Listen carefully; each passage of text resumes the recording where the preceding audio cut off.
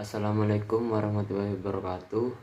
Perkenalkan, kami dari kelompok 12 akan menjelaskan materi tentang pengembangan produk jasa baru.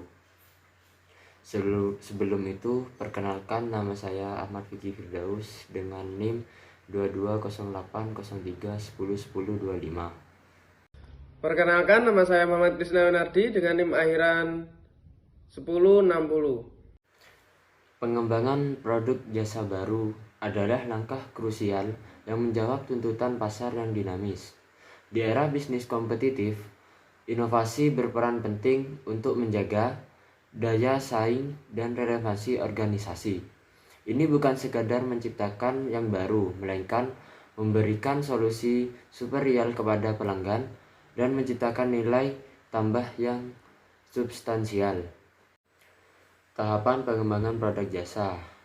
Yang pertama yaitu kita harus menemukan sumber ide. Yang kedua, teknik perumusan ide. Dan yang ketiga yaitu seleksi ide. Seleksi ide bertujuan agar kita menemukan hasil terbaik bagi produk jasa yang kita inginkan. Saya akan meneruskan penjelasan materi dari teman saya tentang pengembangan produk jasa baru, yaitu tentang penelitian dan analisis. Penelitian dan analisis adalah satu hal yang sangat penting dalam pengembangan produk jasa baru. Beberapa cara dalam melakukan penelitian dan analisis dalam produk jasa baru adalah sebagai berikut. Yang pertama yaitu studi kelayakan pasar. Studi kelayakan pasar berguna agar produk atau jasa kita sesuai dengan target market atau target pasar yang akan kita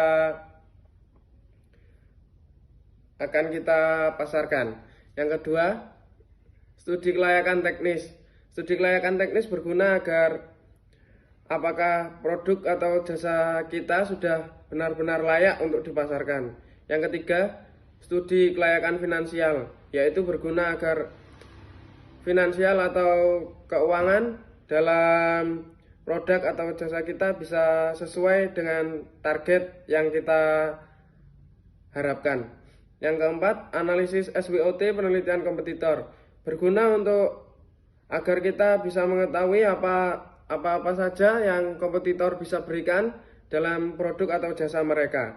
Hal ini berguna agar kita bisa bersaing dengan kompetitor-kompetitor kita. Yang keempat, umpan balik pelanggan. Umpan balik pelanggan berguna agar produk atau jasa kita bisa terus berkembang dan maju. Yang kelima, regulasi dan kepatuhan. Regulasi dan kepatuhan berguna agar karyawan atau semua yang bekerja pada perusahaan kita bisa taat atau sesuai dengan aturan yang berlaku. Yang selanjutnya, resiko dan pengendalian produk.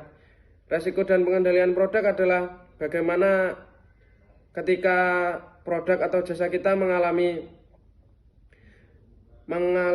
kerugian atau tidak sesuai yang kita harapkan. Analisis pasar internasional ini berlaku jika kita mempunyai produk atau jasa yang mungkin bisa dipasarkan lewat pasar internasional. Selanjutnya adalah perencanaan. Perencanaan dalam pengembangan produk jasa baru merupakan salah satu faktor yang penting juga. Berikut adalah contoh-contoh dalam perencanaan pengembangan produk jasa baru. Yang pertama, menentukan tujuan produk, segmentasi pasar atau positioning. Menentukan tujuan produk atau jasa kita, segmentasi pasar dan positioning adalah bagaimana cara kita menentukan bagaimana tujuan produk tersebut akan kita pasarkan, sehingga kita bisa mendapatkan keuntungan atau laba yang maksimal. Segmentasi pasar adalah bagaimana kita bisa melihat pasar mana yang akan kita eksekusi untuk bisa melakukan penjualan atau pemasaran dari produk atau jasa kita ini. Selanjutnya adalah merancang roadmap pengembangan produk. Dalam merancang roadmap pengembangan produk, kita memerlukan beberapa data-data yang mungkin yang dibutuhkan biasanya dalam 3 bulan terakhir atau 2 bulan terakhir. Roadmap pengembangan produk diperlukan agar kita bisa mengetahui produk ini bisa berjalan dengan lancar atau kita harus hentikan sebagai pertimbangan. Pengembangan prototipe yang pertama yaitu membangun prototipe produk jasa untuk pengujian awal. Hal ini bertujuan agar kita dapat mengetahui seberapa bagus sih produk jasa yang kita miliki. Yang kedua yaitu mengintegrasikan umpan balik pelanggan dalam pengembangan. Pengujian dan evaluasi yang pertama yaitu mengujikan produk jasa pada skala kecil sebelum peluncuran. Hal ini berfungsi agar dimana untuk mengurangi kerugian yang besar jika produk kita gagal. Yang kedua yaitu mengidentifikasi perbaikan yang diperlukan berdasarkan respon pengguna. Kita harus banyak-banyak memperbaiki produk jasa yang kita miliki sesuai dengan keinginan pengguna. Selanjutnya adalah peluncuran. Dalam pengembangan produk atau jasa baru, peluncuran adalah juga merupakan suatu hal yang penting. Peluncuran sendiri dilakukan dengan cara memperkenalkan produk jasa baru ke pasar. Hal ini digunakan untuk mengenalkan kepada para konsumen bahwa produk atau jasa kita ini memiliki suatu hal yang biasanya tidak dimiliki oleh kompetitor. Hal ini bisa mengundang antusiasme konsumen untuk bisa membeli atau menggunakan jasa yang kita akan jual. Yang kedua, memiliki strategi peluncuran yang sesuai seperti peluncuran bertahap atau sekaligus.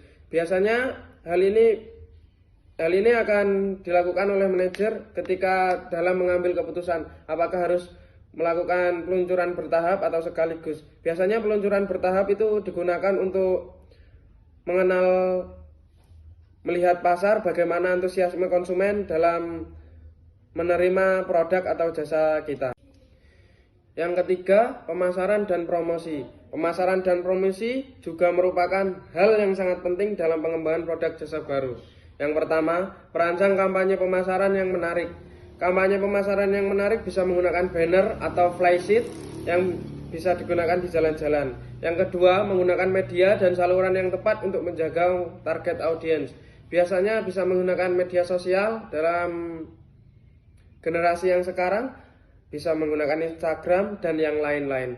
Itu juga bisa menggunakan